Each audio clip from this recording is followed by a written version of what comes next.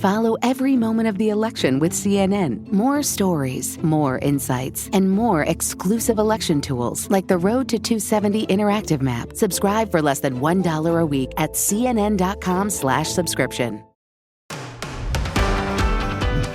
It's Wednesday, October 16th, right now on CNN This Morning. It's tight. I'm going to win. I'm going to win. And vote. We have to win, win, win. We got to win, win, win. Crunch time, just 20 days to go. New polls out this morning show a race that is still virtually tied. Plus. It was easy. 5 minutes in and out. Everything was peaceful and streamlined. Shattering the record, more than 300,000 people in the all-important state of Georgia show up on day one of early voting. And then. Folks say you come off as very scripted. They say you like to stick to your talking points. And some media says you have. That would be called discipline. It's called the weave. It's all these different things happen.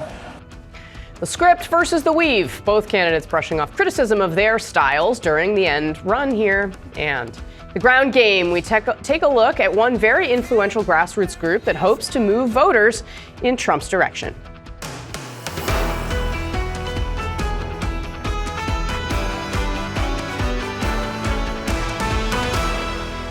All right, 6 a.m. on the East Coast, a live look at New York City on this Wednesday morning. Good morning, everyone. I'm Casey Hunt. It's wonderful to have you with us. We are now just 20 days away from Election Day, less than 3 weeks. A new poll out this morning finding, you guessed it, a race that is truly tied. Kamala Harris, Donald Trump, both with 50% of voters behind them when third parties are excluded. Nationwide, more than 5 million people have already cast their votes by mail or in person. Those that haven't, apparently eager to do so. 84% of likely voters said they're enthusiastic about voting this year. And that excitement was on display in Georgia yesterday, where more than 300,000 people cast their ballots on the first day of early voting, more than doubling the record set in 2020. Because last time I waited, line going around the block, around the corner. Now I'm getting my vote in today. This election affects the whole country and also the world. So get up and get out there and vote. That turnout apparently not lost on Trump, who's now encouraging early and mail-in voting after spending years criticizing it and claiming without evidence that it was responsible for, quote, massive electoral fraud. So if you have a ballot, return it immediately. If not, go tomorrow as soon as you can. Go to the polls and vote. Early voting is underway. Get everyone out. Get everyone you know. Just get them all out to vote. Go tomorrow. After all we have been through together, we stand on the verge of the 4 greatest years in the history of our country. Harris continued her media outreach yesterday, appearing on the Breakfast Club for a town hall discussion. The vice president going further than she has before in her criticism of Trump, following a question from host Charlemagne the God. It's two very different visions for our nation. One mind that is about taking us forward and progress and investing in the American people, investing in their ambitions, dealing with their challenges. And the other, Donald Trump, is about taking us backward. The other is about fascism. Why can't we just say it? Yes, we can say that. Yeah. All right, our panel's here. Isaac DeVere, CNN senior reporter. Kate Benningfield, CNN political commentator. Former Biden White House communications director. Matt Gorman, former senior advisor to Tim Scott's presidential campaign. Welcome to all of you. 20 days away. How do the approaches here, and, you know, Isaac, Harris had to be kind of pushed into saying this is fascist in that clip there.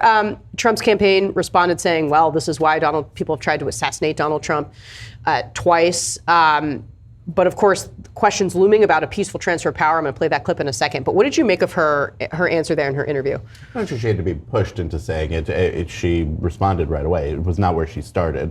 I do think that Trump saying that this is different in character from what he said maybe over the weekend when there's an enemy within that might need the military, the National Guard to deal with it.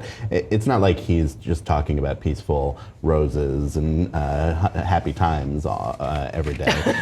No, the opposite. Right, and so the rhetoric is high, and the Trump campaign does seize on every time that, whether it was Joe Biden or Kamala Harris talking about him being a threat to democracy, he is talking in these pretty stark terms too. And I think it reflects where a lot of people supporting each of these candidates feel that this election that this is an existential moment for the country. Well, and we do know also, we don't have the video of it yet. It's going to air on Fox at 11 a.m. today, I believe, Eastern time. But let's put up on the screen what Trump has apparently said about these enemy within comments, because when he was pressed about this, he actually doubled down. And so he's asked here again, who is the enemy within? And he says this, you know what they are? They're a party of sound bites. He's talking about Democrats. They are very different, and it is the enemy from within, and they're very dangerous. And he goes on, they're dangerous for our country. We have China, we have Russia, we have all these if you have a smart president, they can all be handled. And the more difficult they are, the Pelosi's, these people, they're sick and they're so evil. Again, talking about Americans, it's to what Isaac said, dark. Yes, it's dark. And Dana, one of the favorite talking points of the Republicans right now is that somehow Democratic rhetoric is what has ramped up the temperature in this country, or what has put Donald Trump, in harm's way a couple of times. But that's, he's talking about Americans. He's comparing them to Russia, to China. He's saying they're the enemy within. He's talked about mobilizing the military against them. That is divisive, dark language. So I think, Harris being willing to call it what it is in that interview, I think, first of all, is just recognizing, unfortunately, the brutality of the moment that we're in. But remember also, part of her task here in this final push is to motivate people who otherwise feel apathetic about the process, who might otherwise stay home. And so, part of her task is to help people understand that this is a moment where staying on the couch and not voting is not an option. And so I think that's also what she was trying to do by leaning in there. A couple things, right? The clips there reminded me that it's the friendly interviews that often get you into trouble as a candidate, and as a comms person, you often worry about them more, right? Go back last week, Kamala Harris in The View, you have Trump on Fox News for both this weekend and obviously yesterday. Sometimes when you're comfortable, you're more likely to make that's when you let things slip. Absolutely. And so I think that is kind of what you always worry about. I think stepping back here too, this moment reminds me a little bit of early July, where if you remember, we were coming off kind of the Biden post-debate kind of just troubles, if you will, and there was a kind of a need by Democrats to please, like Donald Trump, inject herself into the story, distract a little bit. And I think that's what you're seeing. You talked a little bit about it with Brian Stelter at the last part of the last hour, where I think the Trump team is being very careful and judicious about what media they're doing, while I think the Harris team realizes the momentum's not on their side, and they need to get out there and be on offense a little more. So speaking of Trump doing interviews, he got pretty testy in this exchange with John Micklethwait of Bloomberg News. Said he thought about actually not doing the interview. But one exchange that really stood out to me was when he was asked if he would commit to a peaceful transfer of power in the event that he loses the election, or a peaceful transfer of power, period, from President Biden to whoever may get elected next. This was his answer. Watch. Well, you had a peaceful transfer of power. You had a peaceful transfer of power. You had a peaceful. Come on, President Trump. You had a peaceful transfer of power compared with Venezuela, but it was by far the worst transfer of power for a long time. It was love and peace, and some people went to the Capitol, and a lot of strange things happened there. I left the morning that I was supposed to leave. I went to Florida, and you had a very peaceful transfer. So let's just remind everyone what actually happened at the Capitol that day. If we could put up the crowds that we saw there, the broken windows, the fights with the police. Again, Isaac, I think that this day has been on my mind as we head towards this next election, because you have heard Donald Trump say things that already are raising questions about the results of an election that we have not actually held yet, that we are in the process of holding. And this is, if he's going to define this as peaceful, that I think, again, underscores the way that he uses language and, frankly, rewrites history for his supporters.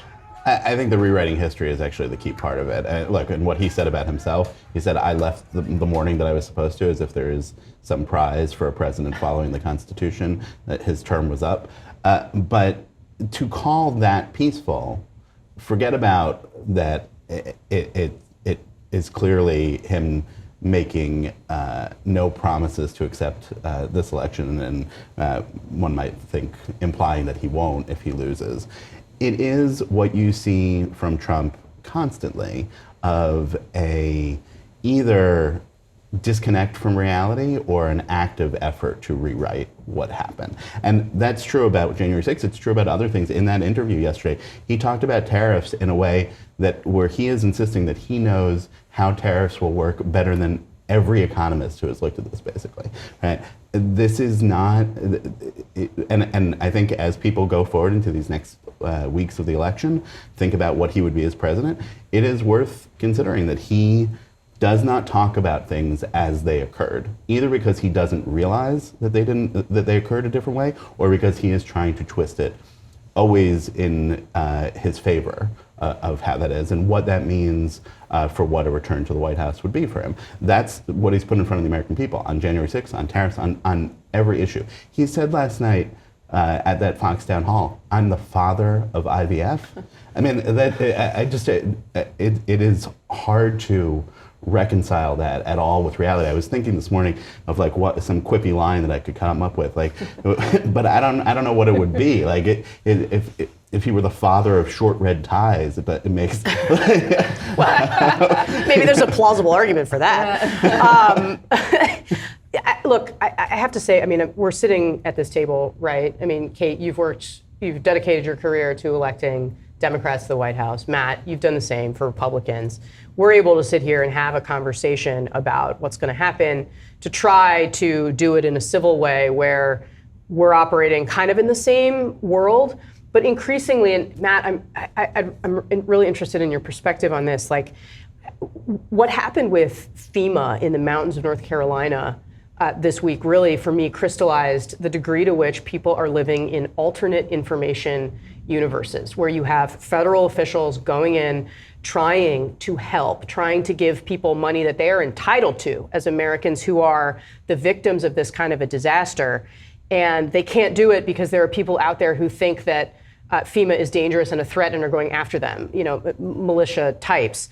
It just really kind of underscored to me the degree to which we are not, two separate groups of people in America are living in two different worlds. Oh, there was no better example than this than COVID, right? I mean, imagine if you were like, let's say, an investment banker living in Florida during COVID or a waitress in San Francisco. You live two very different existences for the better part of 2 years. And that, would shape how you would probably view that event. I mean, it's so much, it's broader than purely media, it's broader than where you live, it's broader than how you consume information from whether it's media, online, or just the people you live around and talk to. We live in one country, but can have vastly different experiences. But there's an agency here, though, that Donald Trump he's not the only reason why this exists. Diversification of media, people paying attention to different things, living different experiences in their lives. But the reason why this began with the hurricane disinformation about FEMA and everything is because Donald Trump was talking about it. They had a congressman from North Carolina who last week, a Republican congressman, had to put out a long statement on his website that began, the first thing was, no one controls the weather. That's where we are in 2024. Yeah, and this is why Trump's continued erosion of people's faith in institutions is so dangerous. I mean, this is why his continued erosion of faith in the media is so dangerous, because if there is not an independent arbiter of the facts, before you get to arguing about how to present them or your feelings about them or your opinion about them, if there's not an independent arbiter of the facts, people cannot start from a place of we can't function as a society. I mean, that sounds dramatic, but I think that that's true. And I think that the role that Trump has played in exacerbating and furthering this erosion of faith in institutions is really scary. And he wields an enormous amount of power. I mean, half the country feels incredibly passionately about him and about his leadership. And he uses that to make it so that people in a hurricane-ravaged area don't trust that they can go get the help that they need.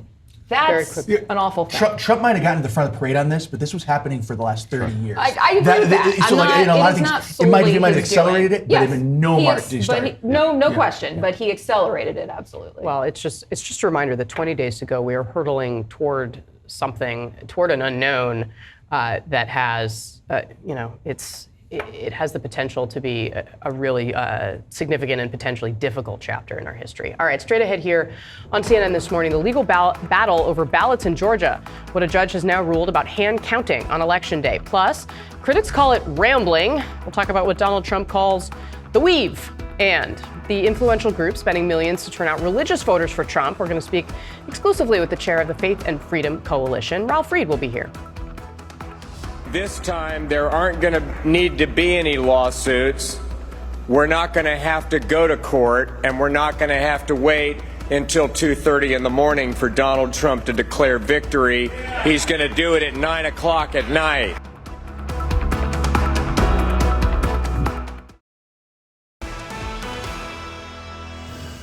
That's an American value. And so I think that's very important that that is affirmed, in the judicial system. And we'll make sure that we follow the law and follow the Constitution in everything we do. As Georgia voters head to the polls in record numbers for early voting, new voting rules from the state's election board now being put on hold. On Tuesday, a Georgia judge paused new rules passed by the Republican majority board, which would have mandated hand counting the number of ballots cast at each polling place. This could have significantly slowed down the vote counting process on election night. In his order tossing out the rule, Judge Robert McBurney writing this, quote, "This election season is fraught. Memories of January 6th have not faded away, regardless of one's view of that day's fame or infamy. Anything that adds uncertainty and disorder to the electoral process disserves the public." Another rule, which would have allowed local election officials to not certify the election, was also set aside. Georgia's Secretary of State opposed the election board's new rules and welcomed the judge's ruling. Not enough monitors. There wasn't enough processes put around this. It's a bad idea to ever change rules this close to an election, especially on something that can open up the chain of custody like that, which we think is really against the law. All right, panelists back. Again, we are 20 days out, and sometimes with polling and horse races, it can be difficult to see the forest for the trees. But the emerging forest is one where there are potential challenges across the map to the way that these votes are being counted, to the way that they are being certified and these electors are being sent to the U.S. Capitol. As that judge noted, Isaac, memories of January 6th are relevant here. And I think it's worth noting that the state elected officials in Georgia are Republicans. And while this election board has Republicans on it, it's not as though it's Democrats who are trying to do one thing or the other. These are Republicans who are saying we can't change the rules this late in the game. Yeah, some of this reminds me of, I remember in August of 2020, a source of mine called me up and said, "What do you know about the Electoral Count Act of 1887? And I said, "What are you talking about?" I was just reading about it last night. Now, I ended up reading a bunch about it then and writing an article. Many of us have had to get refreshed on that, yes? But the difference of now versus then is that there have been some changes to the Electoral Count Act, but also everybody is aware of what happens on January 6th and that there is this certification thing. Of course, it's not like there had not been previous challenges to things in the 2004 election. Yes, but what happened on January 6th, as we were just discussing, is different. The question that is now in front of people is what else can be done given the changes and the attention to January 6th and the weaker points in the chain of certifying the election are the local county boards and the state capitals. And that's what you see happening here. And there is a clear attempt by Trump supporting officials, and whether they're these people on the Georgia board or Republican members of Congress in Pennsylvania who have pushed for changing the way overseas and military votes would be counted, to change the rules in the final weeks here, and in a way that does seem intended to have there be a result on election night that they can point to, as Donald Trump on election night 2020 said, "I won," even though there were still votes being counted, and then have that sow some doubts, at least, about where things are, and if Harris takes the lead later in that week. I think it's also worth noting the Trump team has been very public about the fact that they have built a lot of their infrastructure, a lot of their legal infrastructure on their campaign and in their affiliated groups around challenging election results. I mean, they've been clear that a lot of their resources, rather than putting them toward the kind of more traditional get out the vote, rather than dedicating them to efforts to legitimately win the election, they are spending a lot of time both hiring people to contest the results of these elections, of the election, and also talking very publicly about how that is a big piece of their legal strategy. So that should give everybody some concern. Oh, look, I'll just say also, we spent the last several years saying that Georgia was instituting Jim Crow 2.0 laws. It was done parroted by Democrats in the media. You had MLB All-Star Game pull out over these laws. And what we're seeing is 300,000 people on day one, 123% more than the biggest record day in 2020.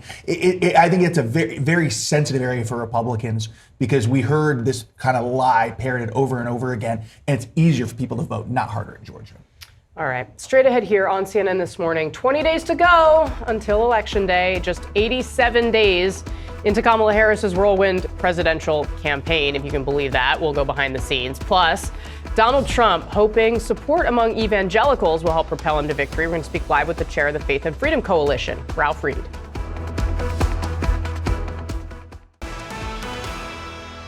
Harris polls well against Trump, so I think she has a real shot at winning. Kind of relieved and hopeful. Like, I feel like I can breathe again.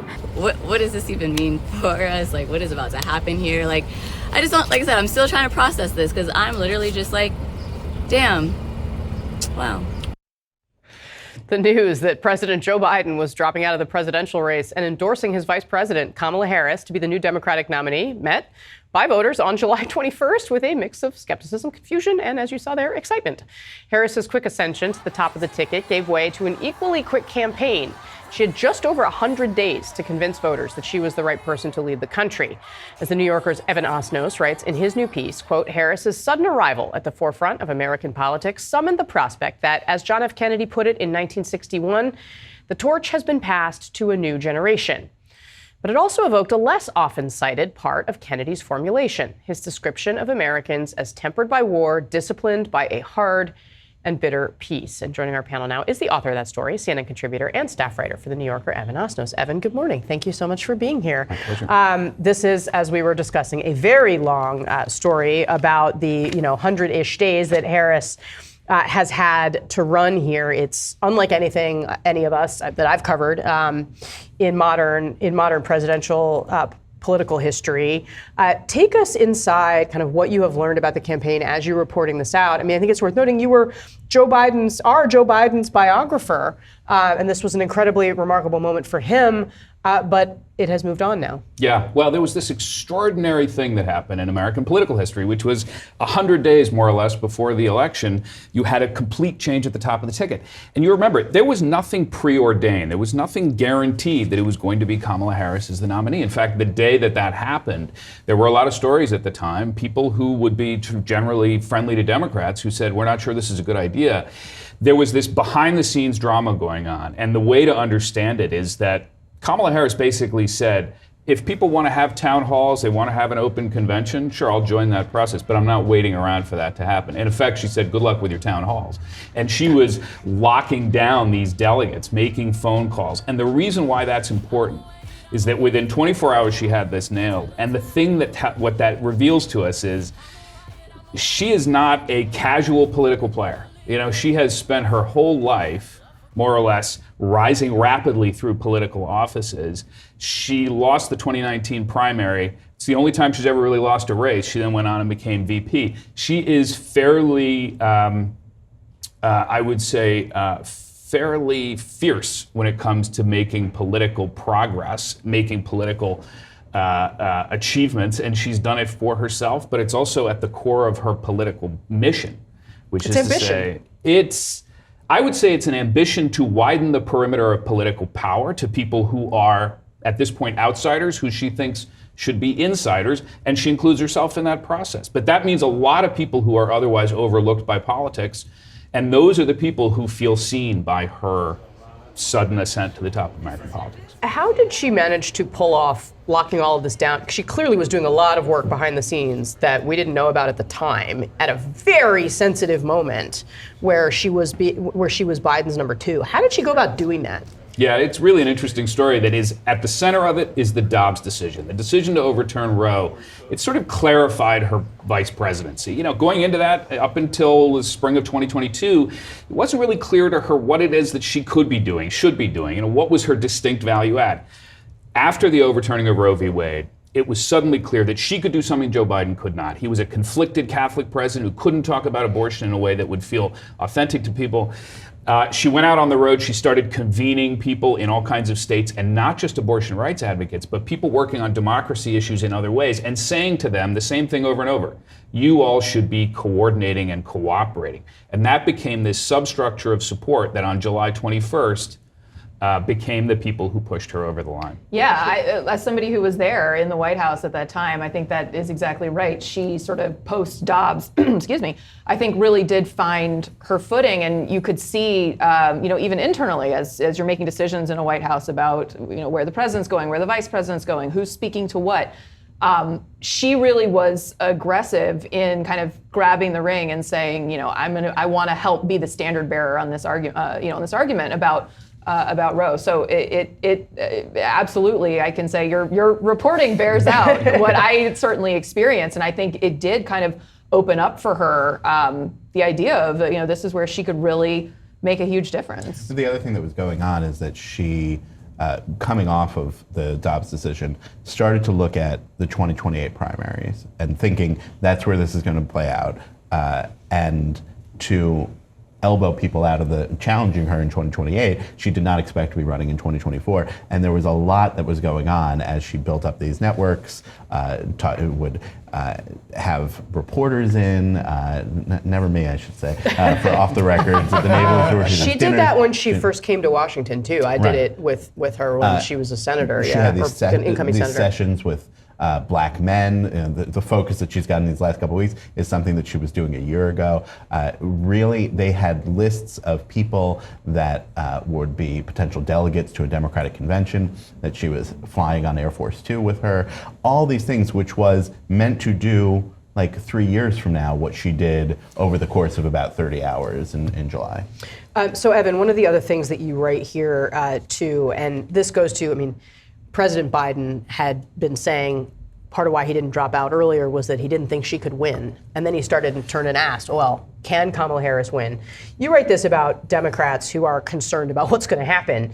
Quote, if Trump returns to the White House, and especially if he does so after losing the popular vote again, the voters who were thrilled to Harris's sudden ascent will be profoundly demoralized. Already, according to the University of Chicago poll, 58% of young people say that American democracy isn't working.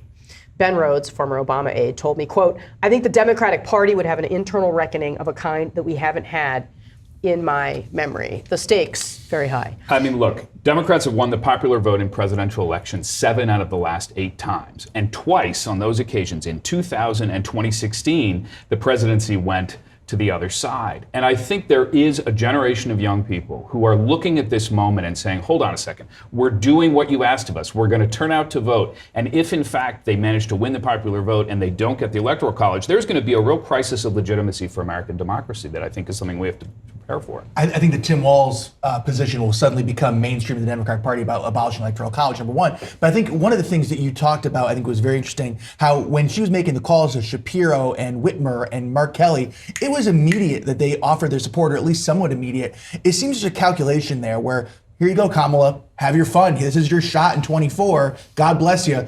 You better win, otherwise we'll be there in 28. It seemed like they were willing to give her a shot this time.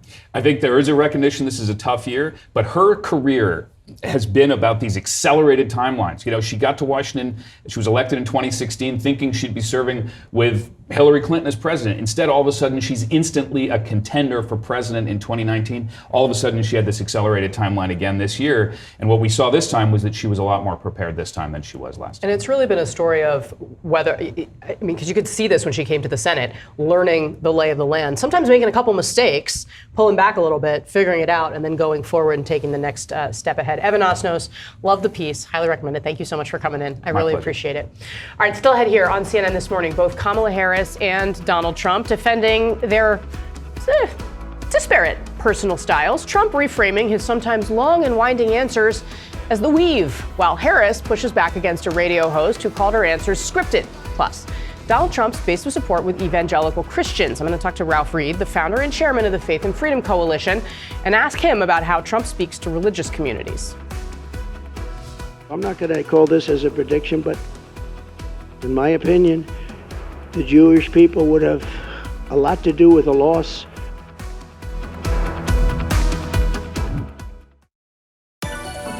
Hiya, it's Kush Jumbo here. The next guest on my podcast Origins is Dame Anna Wintour. She is the editor-in-chief of Vogue, a champion of the arts, and the last word in fashion. We talk behind the scenes at the Met Gala, the type of people she simply can't stand, and find out what her own daughter B has to say about her. Well, that's lovely. Listen to Origins with Kush Jumbo wherever you get your podcasts.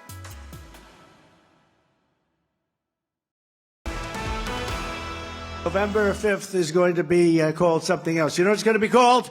Christian Visibility Day, when Christians turn out in numbers that nobody has ever seen before. Let's call it Christian Visibility Day.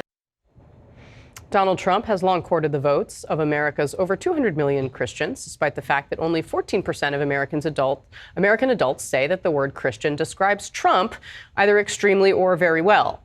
He has earned the support of one influential evangelical organization that's worked particularly hard to buoy Trump's ground campaign this cycle. The Faith and Freedom Coalition has already knocked on 3 million doors in battleground states on Trump's behalf and plans to spend more money than ever to mobilize religious voters. Here was Trump speaking to that group in June.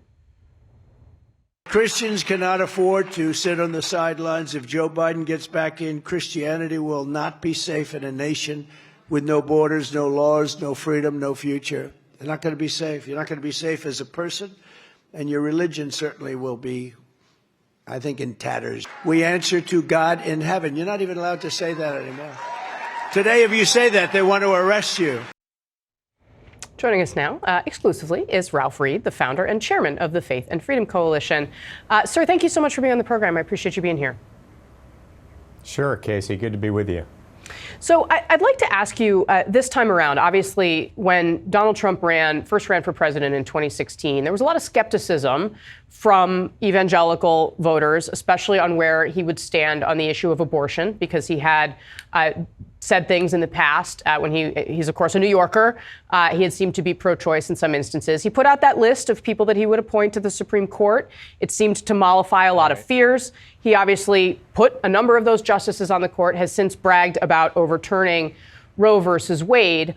This time around, though, there's been some back and forth because with the fall of Roe and the return of abortion to becoming a really central issue, especially for Democrats, there have been questions about where Trump stands. For example, would he veto a national abortion ban if he becomes president again? The answer to that seems to be that, yes, he would veto that. Are you comfortable with where he is now? And are evangelical voters still willing to trust him, considering how this specific issue has evolved in recent years? Well, I think it's a great question, Casey, and for me personally, I know the president personally. I've talked with him about this issue for years, frankly, and I have no reservations at all. I know that he's pro-life personally. I know that he is the most pro-life president in American history. He defunded Planned Parenthood. He appointed not one, not two, but 3 Supreme Court justices that made it possible for Roe v. Wade to be overturned after over a half century of social struggle on behalf of the pro-life movement and many conservative Bible-believing evangelicals. So I'm very comfortable with where he is. And I would just add one other thing. He's running on a platform that asserts that the unborn child has a right to life that cannot be infringed without due process of law already under the U.S. Constitution, under the 14th Amendment's Due Process Clause. So he asserts, and the party asserts, that the unborn child is a person who has a right to life and liberty that can't be infringed without due process. That language, in one form or another, has been in the platform since Ronald Reagan in 1984. And in terms of the national abortion law, we certainly favor that, and we would wish that any president would sign it. But the reality is you need 60 votes in the Senate And that's not likely to happen in the short term. And behind door number 2 is Kamala Harris running on the most radical and extreme pro-abortion agenda of any candidate in history, pledging to pass a law that would codify into federal law, not Roe v. Wade, but what would go beyond Roe v. Wade, what would provide taxpayer funding of abortion, elective abortion under Medicaid for the first time since the Hyde Amendment became law in 1978, and would allow abortion at any stage of pregnancy in all 50 states. It would immediately repeal many of the common sense restrictions on abortion that had been passed in recent decades by the states. So I think for these voters of faith, Casey, the contrast could not be sharper, could not be more dramatic, and that's why I think they're coming, and they're going to come in record numbers. What do you hear when former President Trump says, when he talks about abortion, that Republicans have to win elections? What does that say to you? Look, I think what he's doing is recognizing the political reality. You know, and it reminds me of that very famous Time magazine cover, I think from 1993, as I recall, which was then the anniversary of Roe. And they said, feminists won an historic victory with Roe v. Wade. And the subheadline was, they've been losing ever since. And my concern is that that not be said about our movement in 30 or 40 years. We won a huge victory with Dobbs, but that then led to a counter-reaction by the pro-choice and the pro-abortion forces. And we're in a real fight right now. And he's just simply making the point that, look, I gave it back to the states. The court gave it back to the states. That's where it had been throughout American history prior to Roe. That's where it belongs. Family law has historically always been the domain of the states. And, let's not let them mischaracterize our views on this issue.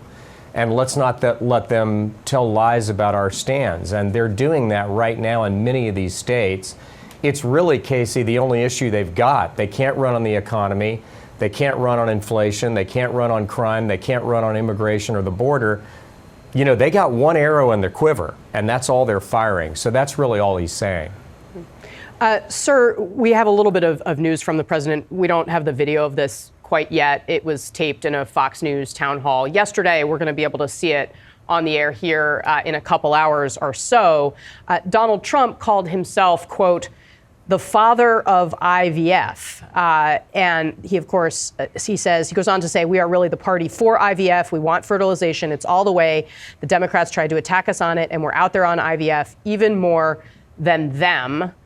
Are you comfortable with Donald Trump calling himself the father of IVF? And are you completely morally comfortable with IVF? I personally am, and our organization is. I mean, obviously, there are moral and ethical concerns when you're fertilizing embryos, when you're dealing with a fertility situation, in terms of how many are fertilized and how they're dealt with. Are they discarded? Is it done willy-nilly? Is there no concern at all for moral, ethical, and religious concerns? I think we can work through those issues. But Casey, we're pro-life. And this is about couples that are struggling to have a child, to bring a life into the world. I don't see how we could say we're pro-life and say that we don't want to help struggling couples have children. We want more people to bring lives, unborn children, to fruition and to life. And so I don't have any issue with it at all. All right, Ralph Reed for us this morning. Sir, grateful to have your perspective on the program. Thanks very much for coming by. You bet. Good to be with you. All right, still to come here on CNN This Morning. Just like the candidates themselves, how Donald Trump and Kamala Harris' approaches to public appearances could not be more different. Until someone has heard the same thing at least 3 times, it just doesn't stay with you. So repetition is important. You can't go that quickly. You've gone from the dollar to So let Macron. me just tell you. So I said, no, I'm just telling you basic, it's called the weave. It's all these different things happening. Yeah.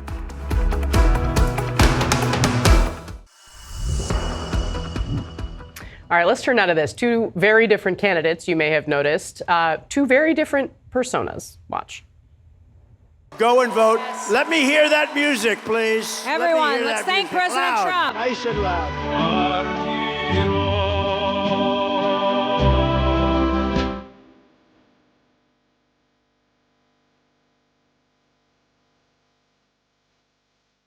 So play YMCA. Go ahead. Let's go. Nice and loud. Here we go, everybody. That was Trump this week at an event in the battleground state of Pennsylvania. It started as a town hall. It turned into an impromptu 30-minute dance party. He is, of course, known for his unpredictability, off-the-cuff remarks.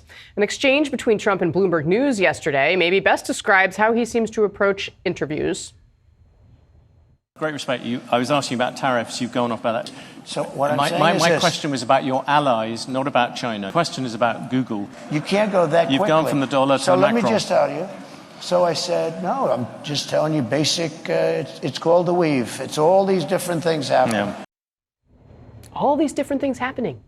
Kamala Harris, on the other hand, responded to criticism that she's too on message. One thing they've been saying, a lot of your press hits get criticized. You know, folks say you come off as very scripted. They say you like to stick to your talking points. And some media says you have... That would be called disciplined. Oh, okay. But what do you say to people who say you stay on the talking points? I would say you're welcome. Mm-hmm. I would say you're welcome. I mean, Kate, I will say... Hey, as a communications staffer, I'm like, yeah, yes. It's a strategy dream. You're welcome indeed. Yes, thank you. Thank you, Madam Vice President. But, I mean, there is this sort of change in our kind of way of consuming all sorts of media, but the way somebody showing up on your device, like right here, is a very personal way of being in someone's life. It's the way many young people are used to experiencing politicians. I think this is part of where the criticism of her is coming from, that she is scripted and on these talking points. I will say her strategy has been to put herself into new and different situations in the last week because they seem to recognize she potentially needs to do that. But what are voters demanding from their politicians in this regard right now? Yeah, I mean, look, authenticity is always the coin of the realm. I mean, that's for politicians. You want to feel authentic. You want people to feel like they're getting the real you. And there is sometimes a fine line you have to walk because you also have to hit a message repeatedly in order for people to hear it, especially in a fractured media environment where people are no longer, tuning in just to broadcast news at the end of the day to see what happened and reading the paper in the morning. So there's still read the papers in the morning. Yes, here we do. Here we do. But I take your point. Absolutely. So there is often a fine line. I think the problem for Trump. I mean, yeah, there are elements of his sort of wackiness that people connect with. I would concede that, absolutely.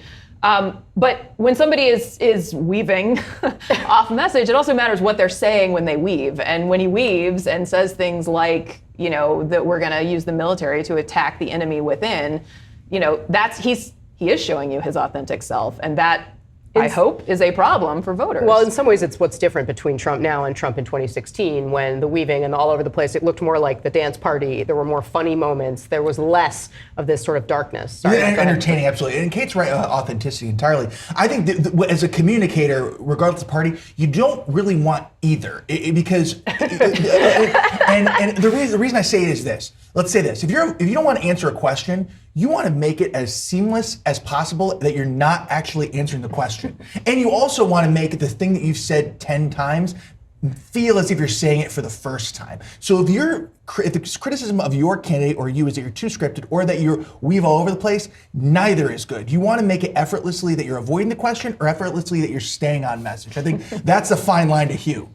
I mean, we can talk about the theatrics and optics or whatever. I do think those two interviews yesterday that Trump did in Chicago with the editor-in-chief of Bloomberg News and that Harris did with Charlemagne the God are actually, that they happen to be on the same day, 3 weeks after the election, is convenient because they are both really good portraits of who these candidates are and what they're talking about. Both of them were meaty interviews.